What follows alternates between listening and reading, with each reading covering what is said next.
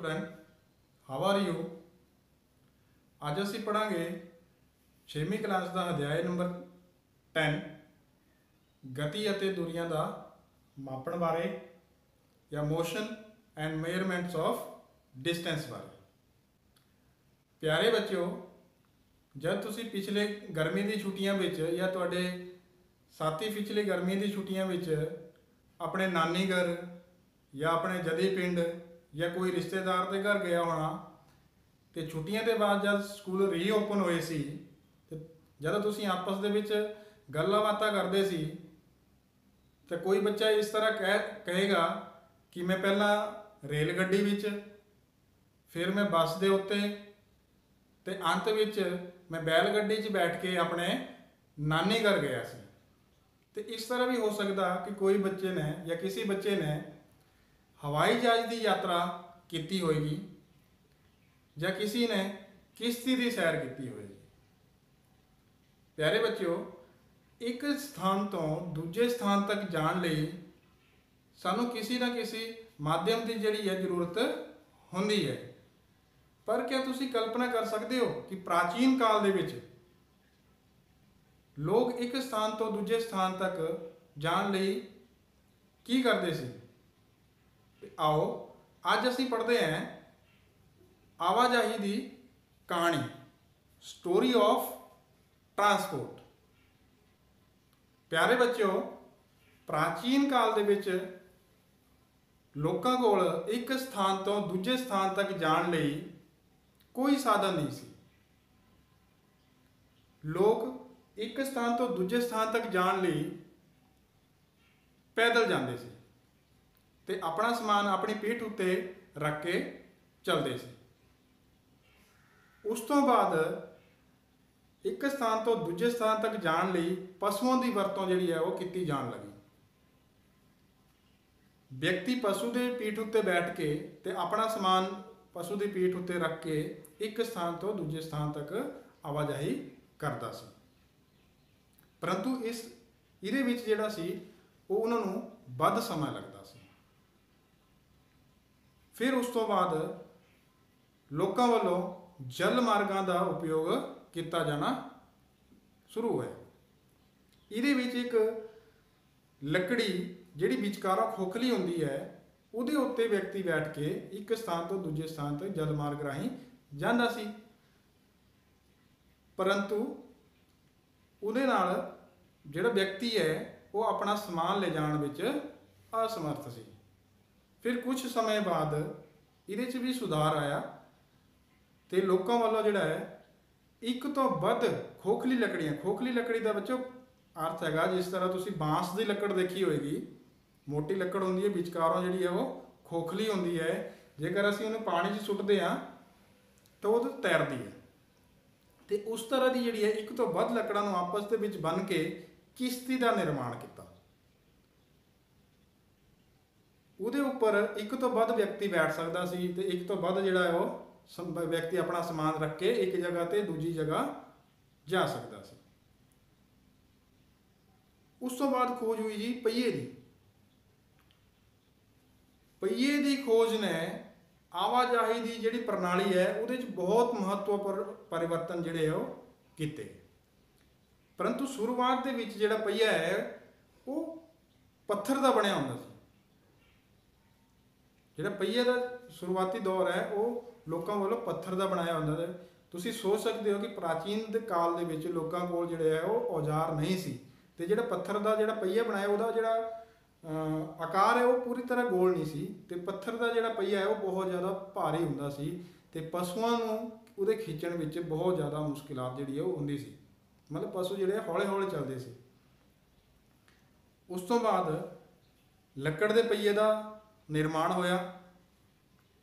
जितने भी पहिए नाल चलण वाले वाहन सी उन्हां नूं सिर्फ पशु ही खिੱਚਦੇ सी।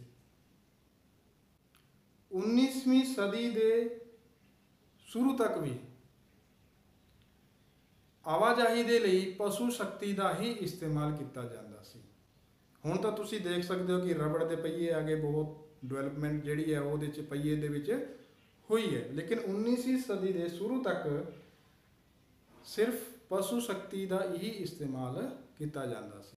ਇਹ ਸਟੂਡੈਂਟ ਉਸ ਤੋਂ ਬਾਅਦ ਭਾਫ ਵਾਲੇ ਇੰਜਨ ਦੀ ਖੋਜ ਹੋਈ ਤੇ ਭਾਫ ਵਾਲੇ ਇੰਜਨ ਦੀ ਖੋਜ ਦੇ ਨਾਲ ਇੱਕ ਨਵੀਂ ਸ਼ਕਤੀ ਦਾ ਆਰੰਭ ਹੋਇਆ। ਭਾਫ ਵਾਲੇ ਇੰਜਨ ਨਾਲ ਚੱਲਣ ਵਾਲੀਆਂ ਸਵਾਰੀ ਅਤੇ ਮਾਲ ਗੱਡੀਆਂ ਦੇ ਡੱਬਿਆਂ ਲਈ ਰੇਲ ਪਟੜੀਆਂ ਦਾ ਨਿਰਮਾਣ ਜਿਹੜਾ ਹੈ ਉਹ ਸ਼ੁਰੂ ਹੋ ਗਿਆ, ਜਿਸ ਤੋਂ ਬਾਅਦ ਸਵੈਚਲਿਤ ਵਾਹਨਾਂ ਦਾ ਆਰੰਭ ਹੋਇਆ। ਪਾਣੀ ਦੀ ਆਵਾਜਾਈ ਦੇ ਲਈ ਮੋਟਰ ਨਾਲ ਚੱਲਣ ਵਾਲੀਆਂ ਕਿਸ਼ਤੀਆਂ ਅਤੇ ਜਹਾਜ਼ਾਂ ਦਾ ਜਿਹੜਾ ਹੈ ਉਹ ਉਪਯੋਗ ਸ਼ੁਰੂ ਹੋ ਗਿਆ। 19ਵੀਂ ਸਦੀ ਦੇ ਸ਼ੁਰੂ ਵਿੱਚ ਹੀ ਹਵਾਈ ਜਹਾਜ਼ ਦਾ ਆਰੰਭ ਹੋਇਆ, ਜਿਹਦੇ ਵਿੱਚ ਬਾਅਦ ਦੇ ਵਿੱਚ ਸੁਧਾਰ ਕੀਤਾ ਗਿਆ। ਬਿਜਲੀ ਰੇਲ ਗੱਡੀ, ਸੁਪਰਸੋਨਿਕ ਮਿਸਾइल या सुपरसोनिक हवाई जहाज, पुलाड़यान 20वीं सदी ਦੇ कुछ योगदान है। तो प्यारे बच्चों, ਇਹ ਤੀ ਸਾਡੀ ਪ੍ਰਾਚੀਨ ਕਾਲ ਤੋਂ ਹੁਣ ਤੱਕ ਦੀ ਆਵਾਜਾਈ ਦੀ ਕਹਾਣੀ, ਜਿਹਦੇ ਵਿੱਚ ਅਸੀਂ ਸਿੱਖਿਆ ਕਿ ਪ੍ਰਾਚੀਨ ਕਾਲ ਤੋਂ ਹੁਣ ਤੱਕ ਕਿਵੇਂ ਕਿਵੇਂ ਆਵਾਜਾਈ ਦੇ ਜਿਹੜੇ ਸਾਧਨ ਹੈ ਉਹਨਾਂ ਵਿੱਚ ਸੁਧਾਰ ਕੀਤਾ ਗਿਆ। ਤੇ ਬੱਚਿਓ, ਸਾਡਾ ਅਗਲਾ ਟੌਪਿਕ ਹੈ ਤੁਸੀਂ ਕਿੰਨੀ ਦੂਰ ਚਲੇ, ਜਾਂ ਇਹ ਡੈਕਸ ਕਿੰਨਾ ਚੌੜਾ ਹੈ। क्या है जी टॉपिक का नाम? तुसी किन्नी दूर चले, यह डैक्स किन्ना चौड़ा है। तो डियर स्टूडेंट, जब तुसी स्कूल जाते हो,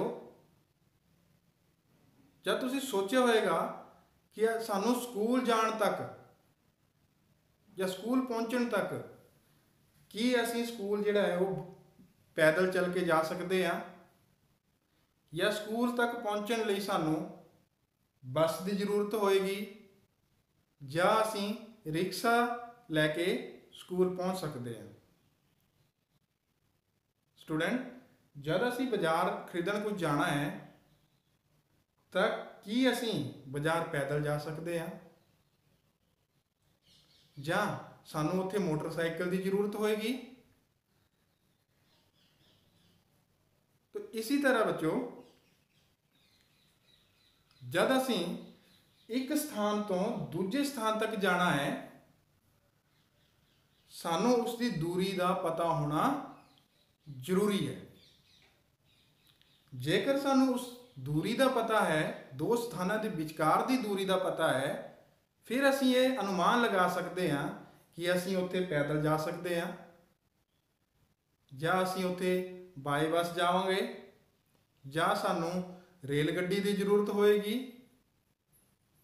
क्या ਅਸੀਂ ਉੱਥੇ ਹਵਾਈ ਜਹਾਜ਼ ਰਾਹੀਂ ਜਾ ਸਕਦੇ ਹਾਂ, ਜਾਂ ਸਾਨੂੰ ਕੋਈ ਪੁਲਾੜ ਵਾਹਨ ਲੈਣਾ ਹੋਏਗਾ। ਇਸ ਤੋਂ ਇਹ ਸਿੱਧ ਹੁੰਦਾ ਹੈ, ਜਾਂ ਅਸੀਂ ਇਹ ਸਿੱਖਦੇ ਹਾਂ ਕਿ ਦੋ ਸਥਾਨਾਂ ਦੇ ਵਿਚਕਾਰ ਦੀ ਦੂਰੀ ਦਾ ਪਤਾ ਹੋਣਾ ਬਹੁਤ ਜ਼ਿਆਦਾ ਜ਼ਰੂਰੀ ਹੈ, ਜਿਸ ਤੋਂ ਅਸੀਂ ਇਹ ਅਨੁਮਾਨ ਲਗਾ ਸਕਦੇ ਹਾਂ ਕਿ ਅਸੀਂ ਕਿਹੜੇ ਵਾਹਨ ਰਾਹੀਂ ਉੱਥੇ ਜਾਣਾ ਹੈ, ਜਾਂ ਅਸੀਂ ਆਪਣੇ ਉਚਿਤ ਵਾਹਨ ਦਾ ਉੱਥੇ ਚੁਣਾਵ ਜਿਹੜਾ ਹੈ ਉਹ ਕਰ ਸਕਦੇ ਹਾਂ। ਪਿਆਰੇ ਬੱਚਿਓ, ਕਦੀ ਕਦੀ ਇਸ ਤਰ੍ਹਾਂ ਦੀ ਵਸਤੂਆਂ ਵੀ ਹੁੰਦੀ ਹੈ ਜਿਨ੍ਹਾਂ ਦੀ ਲੰਬਾਈ ਅਤੇ ਚੌੜਾਈ ਜਾਣਨ ਦੀ ਸਾਨੂੰ ਜ਼ਰੂਰਤ ਹੁੰਦੀ ਹੈ। ਆਓ ਅਸੀਂ ਇਹਨੂੰ ਇੱਕ ਉਦਾਹਰਣ ਰਾਹੀਂ ਸਮਝਣ ਦੀ ਕੋਸ਼ਿਸ਼ ਕਰਦੇ ਹਾਂ। ਪਿਆਰੇ ਬੱਚਿਓ, ਜਿਸ ਤਰ੍ਹਾਂ ਤੁਸੀਂ ਸਕੂਲਾਂ 'ਚ ਦੇਖਿਆ ਹੀ ਹੋਣਾ ਕਿ ਤੁਹਾਨੂੰ ਬੈਠਣ ਲਈ ਡੈਸਕ ਹੁੰਦੇ ਹੈ, ਤੇ ਦੋ ਵਿਦਿਆਰਥੀ A ਤੇ ਵਿਦਿਆਰਥੀ B ਦੋਨੋਂ ਇੱਕ ਡੈਸਕ ਉੱਤੇ ਨਾਲ ਨਾਲ ਬੈਠਦੇ ਸੀ, परंतु उन्होंने अक्सर इस गल नूं लैके झगड़ा होंदा सी कि उन्हों का जिहड़ा साथी है वो डैस्क के वध हिस्से बैठा होया है, तो दूजे विद्यार्थी नूं भी यही शिकायत होंदी सी कि जिहड़ा उहदा साथी है वो उहदे वाले हिस्से वध बैठा होया है या उहदा वध उपयोग करता है। इस गल ਨੂੰ ਲੈ ਕੇ ਅਕਸਰ ਵਿਦਿਆਰਥੀ A ਤੇ ਵਿਦਿਆਰਥੀ B ਦੇ ਵਿੱਚ ਝਗੜਾ ਹੁੰਦਾ ਸੀ ਤੇ ਦੋਨੋਂ ਆਪਣੇ ਇਸ ਝਗੜੇ ਨੂੰ ਸੁਲਝਾਉਣ ਲਈ ਆਪਣੇ ਅਧਿਆਪਕ ਕੋਲ ਗਏ ਤੇ ਅਧਿਆਪਕ ਨੇ ਉਹਨਾਂ ਨੂੰ ਸਲਾਹ ਦਿੱਤੀ ਕਿ ਤੁਸੀਂ ਜਿਹੜਾ ਡੈਸਕ ਹੈਗਾ ਉਹਦੇ ਵਿਚਕਾਰ ਜਾਂ ਮੱਧ ਤੋਂ ਇੱਕ ਰੇਖਾ ਖਿੱਚ ਲਓ ਤਾਂ ਜੋ ਤੁਸੀਂ ਆਪਣੇ ਆਪਣੇ ਹਿੱਸੇ ਦਾ ਉਪਯੋਗ ਜਿਹੜਾ ਹੈ ਉਹ ਕਰ ਸਕਣ ਤੇ ਤਾਂ ਤੁਹਾਡਾ ਜਿਹੜਾ ਹੈ ਉਹ ਝਗੜਾ ਖਤਮ ਹੋ ਜਾਏ ਤੇ ਵਿਦਿਆਰਥੀ A ਜਿਹੜਾ ਹੈ ਉਹ ਗੁੱਲੀ ਡੰਡੇ ਦਾ ਬਹੁਤ ਸ਼ੌਕੀਨ ਸੀ ਉਹਦੇ ਕੋਲ ਇੱਕ ਗੁੱਲੀ ਇੱਕ ਡੰਡਾ ਸੀ ਤੇ ਉਹਨਾਂ ਨੇ ਜਿਹੜੀ ਡੈਸਕ ਦੀ ਲੰਬਾਈ ਹੈ ਉਹਨੂੰ ਨਾਪਣ ਲਈ ਗੁੱਲੀ ਡੰਡੇ ਦਾ ਉਪਯੋਗ ਕੀਤਾ ਤੇ ਜਦੋਂ ਉਹਨਾਂ ਨੇ ਇਸ ਡੈਸਕ ਦੀ ਜਿਹੜੀ ਲੰਬਾਈ ਨਾਪੀ ਹੈ ਗੁੱਲੀ ਡੰਡੇ ਦੀ ਸਹਾਇਤਾ ਨਾਲ ਤੇ ਉਹਨਾਂ ਨੇ ਨੋਟ ਕੀਤਾ ਕਿ ਡੈਸਕ ਦੀ ਜਿਹੜੀ ਲੰਬਾਈ ਹੈ ਉਹ ਦੋ ਡੰਡਿਆਂ ਅਤੇ ਦੋ ਗੁੱਲੀਆਂ ਦੀ ਲੰਬਾਈ ਦੇ ਜੋੜ ਦੇ ਬਰਾਬਰ ਹੈ ਕਿੰਨੀ ਲੰਬਾਈ ਸੀ ਡੈਸਕ ਦੀ ਕਿੰਨੀ ਲੰਬਾਈ ਹੈ ਦੋ ਡੰਡਿਆਂ ਅਤੇ ਦੋ ਗੁੱਲੀਆਂ ਦੀ ਲੰਬਾਈ ਦੇ ਜੋੜ ਦੇ ਬਰਾਬਰ ਸੀ ਫਿਰ ਉਹਨਾਂ ਨੇ ਵਿਚਕਾਰੋਂ ਇੱਕ ਰੇਖਾ ਖਿੱਚੀ यानी कि मध्य चों दे रेखा खिंचती जिहदी लंबाई जिहड़ी है एक डंडे अते एक गुल्ली दे बराबर सी अते दोवां दे विचकार जिहड़ा है वो झगड़ा खत्म हो गया कुछ दिनों बाद जिहड़ी मध्य चों उन्होंने रेखा खिंची थी वो मिट गई ते झगड़ा जिहड़ा है वो फिर शुरू हो गया ਤੇ ਜਿਹੜੇ ਵਿਦਿਆਰਥੀ A ਕੋਲ ਗੁੱਲੀ ਡੰਡਾ ਸੀ ਉਹ ਵੀ ਗਵਾਚ ਗਿਆ ਹੁਣ ਉਹਦੇ ਕੋਲ ਇੱਕ ਨਵਾਂ ਸੈੱਟ ਦਾ ਗੁੱਲੀ ਡੰਡਾ ਸੀ ਜਿਹਦੀ ਲੰਬਾਈ ਵੱਖਰੀ ਸੀ ਪੁਰਾਣੇ ਤੋਂ ਜਦੋਂ ਉਹਨੇ ਉਹਦੀ ਵਰਤੋਂ ਕਰਦੇ ਹੋਏ ਉਹਦੀ ਲੰਬਾਈ ਨਾਪੀ ਡੈਸਕ ਦੀ ਤੇ ਉਹਨਾਂ ਨੇ ਦੇਖਿਆ ਕਿ ਜਿਹੜੀ ਡੈਸਕ ਦੀ ਲੰਬਾਈ ਹੈ ਉਹ ਦੋ ਡੰਡਿਆਂ एक गुल्ली अते थोड़ी जी वध सी दो डंडे की लंबाई के बराबर ते एक गुल्ली की लंबाई और एक गुल्ली की लंबाई ते थोड़ा जे वध सी जिहड़ी जे लंबाई सी वो गुल्ली की लंबाई तो घट सी जिन्होंने उहदे नाल नहीं माप सके फिर उन्होंने कोल समस्या खड़ी हो गई कि मध्य विचकारों जिहड़ी रेखा वो किस तरह खिंची जा सकती है फिर उन्होंने एक डोरी की वरतों की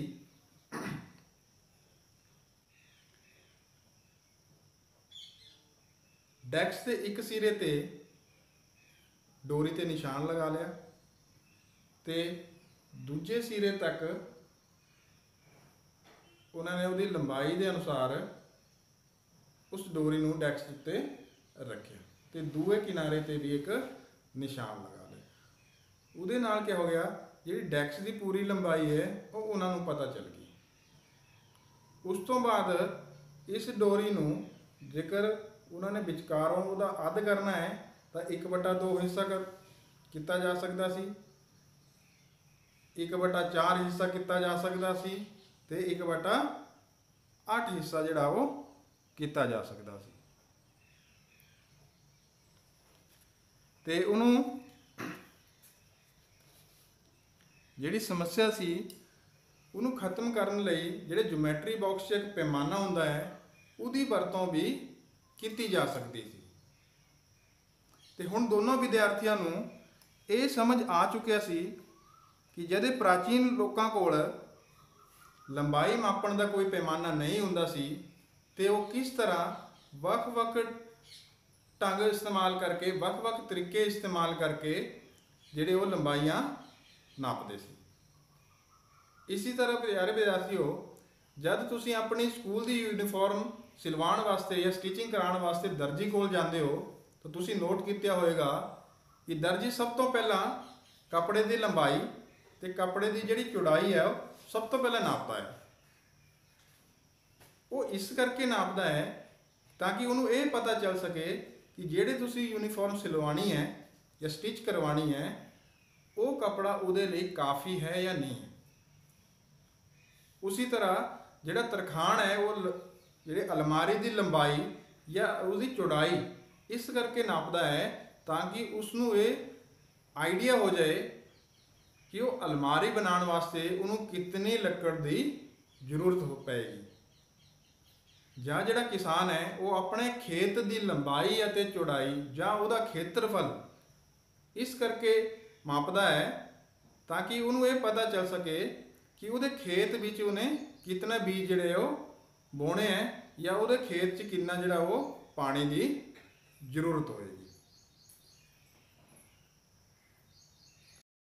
ਪਿਆਰੇ ਬੱਚਿਓ, ਜੇਕਰ ਤੁਹਾਡੇ ਤੋਂ ਤੁਹਾਡਾ ਅਧਿਆਪਕ ਇਹ ਪੁੱਛੇ ਕਿ ਤੁਸੀਂ ਕਿੰਨੇ ਲੰਬੇ ਹੋ ਜਾਂ ਤੁਹਾਡੀ ਜਿਹੜੀ ਲੰਬਾਈ ਆ ਉਹ ਕਿੰਨੀ ਹੈ ਤਾਂ ਤੁਸੀਂ ਕੀ ਕਰੋਗੇ?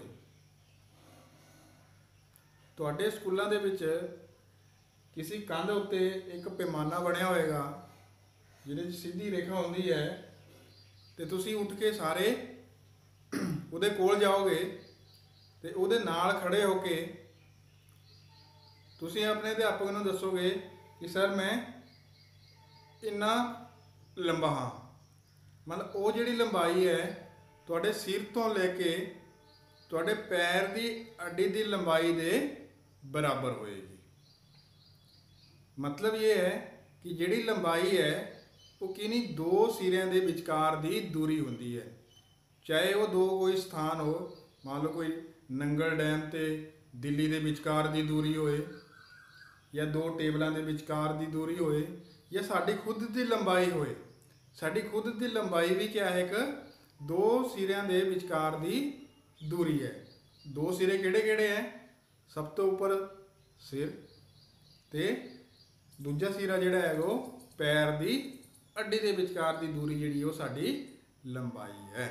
ਉਸੇ ਤਰ੍ਹਾਂ ਦੋ ਸਿਰਿਆਂ ਦੀ ਲੰਬਾਈ, ਜਿਸ ਤਰ੍ਹਾਂ ਮੇਜ਼ ਦੇ ਦੋ ਸਿਰੇ ਦੀ ਨੇੜੇ ਨੇੜੇ ਦੀ ਲੰਬਾਈ ਹੋ ਸਕਦੀ ਹੈ, ਇਸ ਤੋਂ ਉਲਟ ਜੰਮੂ ਕਸ਼ਮੀਰ ਤੋਂ ਲੈ ਕੇ ਕੰਨਿਆ ਕੁਮਾਰੀ ਤੱਕ ਦੀ ਦੂਰ ਦੀ ਲੰਬਾਈ ਵੀ ਹੋ ਸਕਦੀ ਹੈ। ਟੌਪਿਕ ਹੈ ਕੁਝ ਮਾਪ, ਸਮ ਮੇਜਰਮੈਂਟਸ। ਡੀਅਰ ਸਟੂਡੈਂਟਸ, ਜੇਕਰ ਤੁਹਾਨੂੰ ਇਹ ਕਿਹਾ ਜਾਏ ਕਿ ਜਿਸ ਕਮਰੇ ਦੇ ਵਿੱਚ ਤੁਸੀਂ ਬੈਠੇ ਹੋਏ ਹੋ ਉਸ ਕਮਰੇ ਦੀ ਜਿਹੜੀ ਹੈ ਉਹ ਲੰਬਾਈ ਅਸੀਂ ਨਾਪਣੀ ਹੈ ਤਾਂ ਤੁਸੀਂ ਕਿਸ ਤਰ੍ਹਾਂ ਉਹਦਾ ਲੰਬਾਈ ਮਾਪੋਗੇ?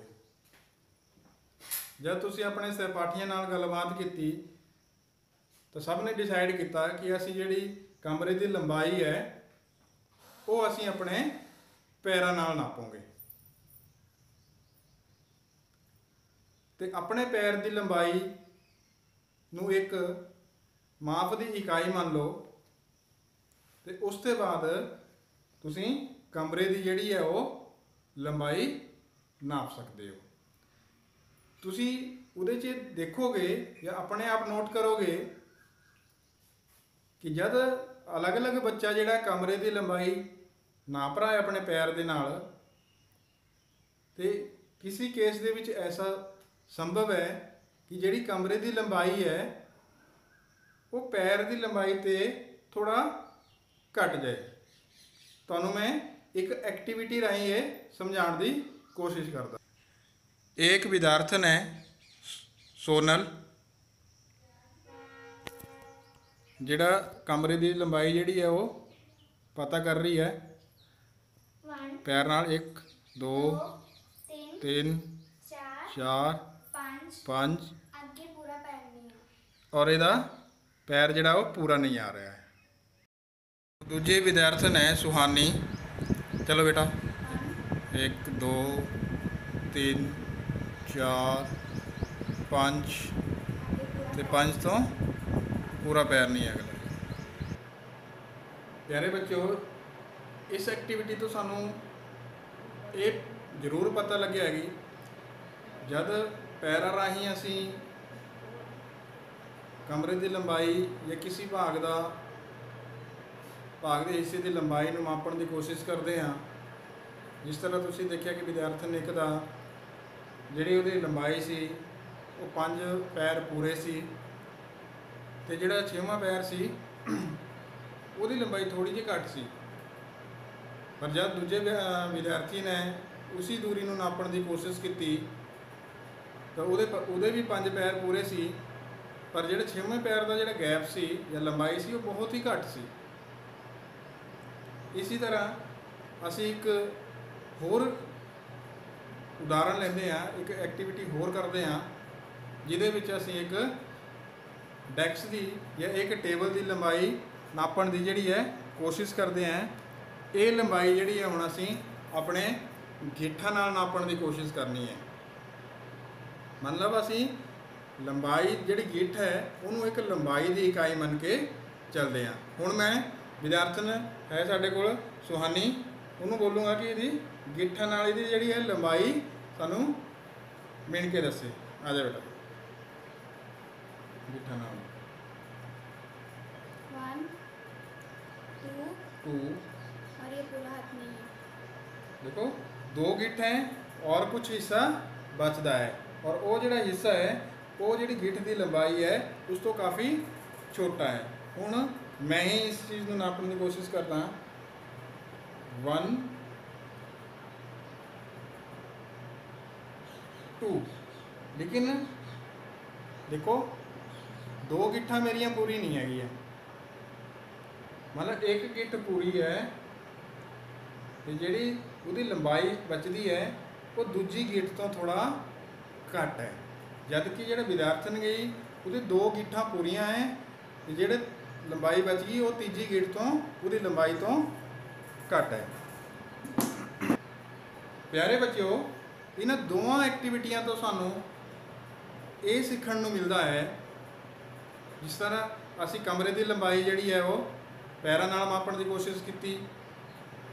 किसी के पैर 5 सी, किसी के पैर 6 भी हो सकते हैं, उस तो घट भी हो सकते हैं, ਵੱਧ भी हो सकते हैं। टेबल की जी लंबाई है उन्होंने असी गिट्ठां नाल नापण की कोशिश की, वो भी जी है वक्री वक्री हो सकती है। इस तो ये सिद्ध होता है कि जेडे पैर की लंबाई है या जेडे हत्थ के गिट्ठ है साडे उहदे नाल लंबाई नापण जी है वो संभव नहीं है, क्योंकि वो काफ़ी ज़्यादा अंतर आ सकता है और आता है। इसका कारण है क्योंकि हरेक व्यक्ति का जोड़ा पैर है उसकी लंबाई जी है वो वक्री वक्री होंगी है, तो हरेक व्यक्ति के ही हत्थ के जोड़े गिट्ठ है उन्होंने लंबाई भी वक्री वक्री हो सकती है। जेकर असी वही टेबल की लंबाई में एक छोटे 3 साल के बच्चे तो जी गिट्ठ नाल नापते हैं तो हो सकता वो 5 या 6 गिट्ठां होने, जबकि साड़ी 2 या 3 गिट्ठ के बराबर है। तो इत्थे सानू जरूरत पैंदी है एक स्टैंडर्ड यूनिट्स की। इत्थे सानू किहदी जरूरत पैंदी है? स्टैंडर्ड यूनिट्स की। मतलब किसी चीज़ की लंबाई नूं मापण दा अर्थ है किसी अज्ञात राशि नूं उसे दे कुछ ज्ञात राशि दे नाल तुलना करना। प्यारे बच्चों, इस लैक्चर दे विच हुण तुसीं पढ़ चुके हो आवाजाही की कहानी कि प्राचीन काल दे विच जब लोगों कोल आवाजाही के कोई साधन नहीं सी ते लोग पैदल चल के ही एक स्थान ते दूजे स्थान तक जाते सी ते अपना समान अपने पिठ उत्ते रख के तुरदे सी। उस तो बाद पशुओं की पीठ उत्ते बैठ के एक स्थान ते दूजे स्थान तक उन्होंने जाना शुरू किया।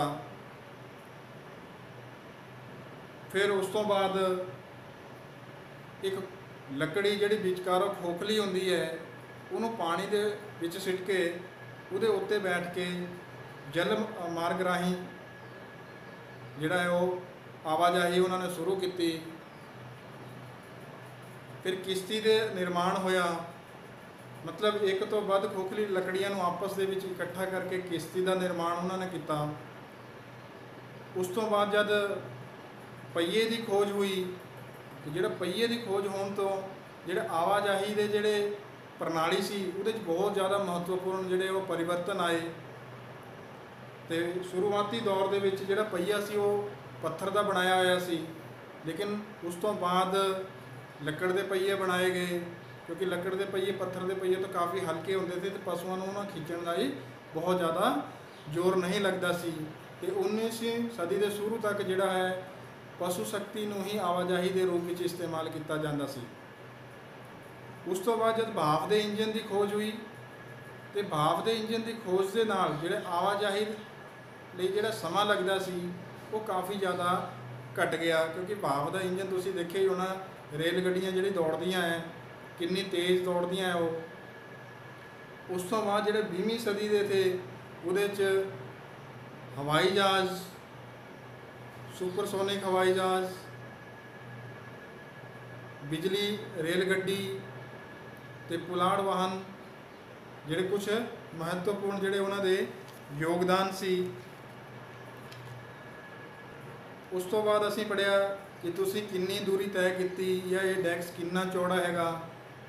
ਮਤਲਬ ਜਦ ਅਸੀਂ ਆਪਣੇ ਸਕੂਲ ਜਾਣਾ ਹੈ ਤਾਂ ਕਿਆ ਅਸੀਂ ਮਤਲਬ ਸਾਨੂੰ ਪੈਦਲ ਉੱਥੇ ਜਾਣਾ ਸੰਭਵ ਹੈ ਜਾਂ ਸਾਨੂੰ ਕੋਈ ਰਿਕਸ਼ਾ ਕਰਨਾ ਪਏਗਾ ਜਾਂ ਅਸੀਂ ਉੱਥੇ ਬੱਸ ਰਾਹੀਂ ਜਾ ਸਕਦੇ ਹਾਂ, ਜਾਂ ਅਸੀਂ ਕੋਈ ਬਾਜ਼ਾਰ ਜਾਣਾ ਹੈ ਤਾਂ ਕਿਆ ਉੱਥੇ ਸਾਡਾ ਜਿਹੜਾ ਬਾਜ਼ਾਰ ਪੈਦਲ ਜਾਣਾ ਸੰਭਵ ਹੈ।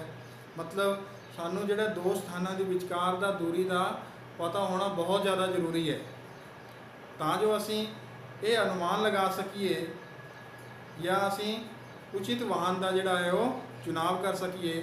ਇਸ ਅਸੀਂ ਬੱਸ ਦੇ ਰਾਹੀਂ ਜਿੱਥੇ ਜਾਣਾ ਹੈ, ਟ੍ਰੇਨ 'ਚ ਜਾਣਾ ਹੈ ਜਾਂ ਸਾਨੂੰ ਹਵਾਈ ਜਹਾਜ਼ ਦੀ ਉੱਥੇ ਜ਼ਰੂਰਤ ਪਏਗੀ।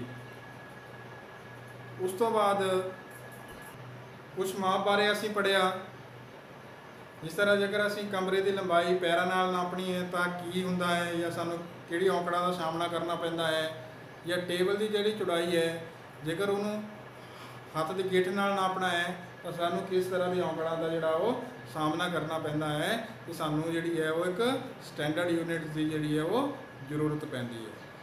ਤੇ ਇਸ ਅਧਿਆਇ ਦੇ ਵਿੱਚ ਜਾਂ ਇਸ ਲੈਕਚਰ ਦੇ ਵਿੱਚ ਇੰਨਾ ਹੀ। ਫਿਰ ਮਿਲਾਂਗੇ। ਨਮਸਕਾਰ।